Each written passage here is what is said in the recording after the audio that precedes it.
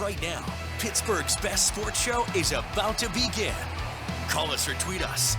We've got things to talk about on the Ireland Contracting Nightly Sports Call, powered by FanDuel Sportsbook. All right, thanks a lot, Royce, and thank you for tuning into the Ireland Contracting Nightly Sports Call. I'm Rich Walsh. I'll be joined by Andrew Fillipponi in just a matter of moments, so give us a call on the Borders to Borders hotline tonight, 412-575-2600. Pony, nice to have you back on the show here. The Steelers are big underdogs, but it seems like from all the tweets that you had out there today, you're giving them a chance to win out there in Kansas City. First of all, let me just say this. I know we're simulcast on the Fan, so our listeners who aren't able to see the visual product right now, I wore this. I thought it would give Pitt good luck against Syracuse. I was wrong.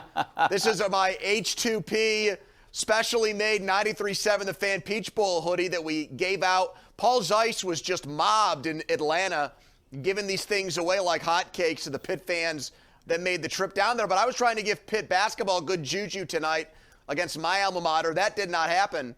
And I have heard through the grapevine. Now, you're going to have to confirm this in front of so many thousands of viewers and then those listeners that I talked about. Is it true that a graphic is already being prepared for Sunday morning that has Zeiss, that has Bob Pompiani picking the Pittsburgh Steelers to win the game? Have I heard that? Is that rumor? Can you confirm the rumor? I don't know. That Bob has already put an order in, picking the Steelers to win the game. Is that true? I cannot confirm that, but I cannot deny it either. So I don't know. You'll just have to watch Sunday morning. I know I'm not. I can tell you that much. I know I am not picking the Steelers. I was out there for that last game. I don't think that they have a chance in this game. I know you think that they might keep it within that number. Pomp definitely does. Wait a minute. What do you mean they don't have a chance? We just watched Jacksonville beat the Colts on Sunday. We watched Georgia beat Alabama last night after getting drilled by him in the SEC championship game.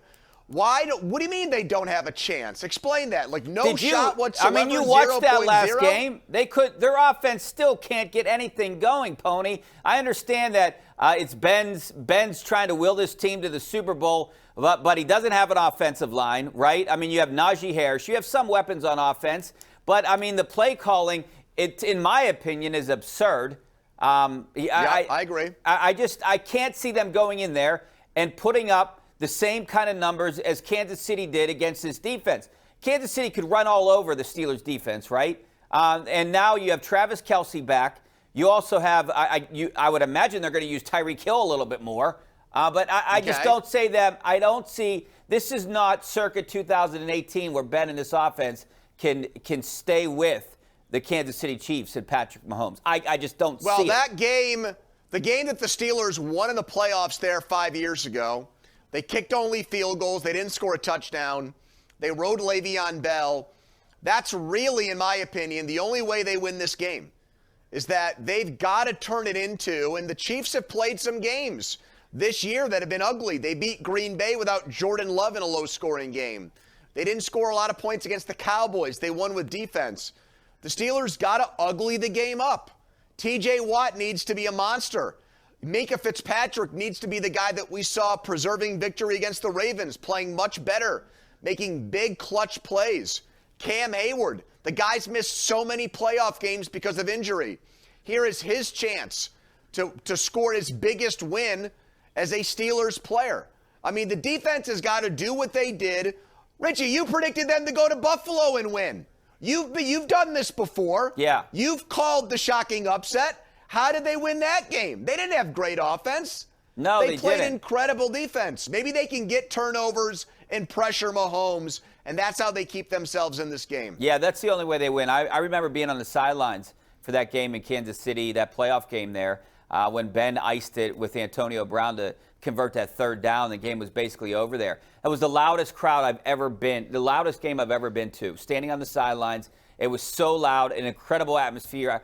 I was at that game too, and then the next morning we had the Antonio Brown Facebook Live from the locker room after the game, and I had to do my show the next day from Ron Cook's hotel room. From Cook's hotel room. We didn't have a studio because of the ice storm in Kansas City, and I had to go to Cook's room and he was nice enough to put on boxer shorts for the entire 4-hour show. I remember watching that video on the Steelers plane on the way back, and I was like, oh, no. What? Yeah. I was on the charter. Who were you sitting next to? I was on the charter. I was in the Haley? back. I was in the back. You know, I didn't see what was going on. But I'm just saying, I was on the Steelers charter when that came out, and I was like, oh, no. You knew it was going to. You knew there was going to be something with that one. Yep. But, yeah, I just don't have a good feeling about this, Pony. I mean, when was the last time this big of an upset happened in the postseason? 13 points. I mean, that's a huge line. And it just, I think it's just because the Steelers can't score points. They can't score points. That's the biggest problem. No, well, look, you know, they've only scored, I think, 30 points one time all year. That's it. You know, we know how badly they start offensively on the road, which is another thing working against them in this game, that it usually takes them at least a half to really get it kick-started. So, I mean, those signs do point to a loss, but, you know, there's no pressure on them to win this game. Kansas City's gone to 3 straight AFC championship games and back-to-back Super Bowls. You know, they're playing with enormous pressure to blow out a Steelers team that is everything you've said they are. Old quarterback, defense that can't stop the run, offensive line that can't block, terrible offensive coordinator. I mean, everything points to a Chiefs win, but sometimes, you know, that doubt can creep in if the Steelers can, you know, get a defensive touchdown early or, you know, a special team score, something like that, Richie, that kind of changes the outlook of the game and makes Kansas City think, oh, no, maybe we are in for a game today.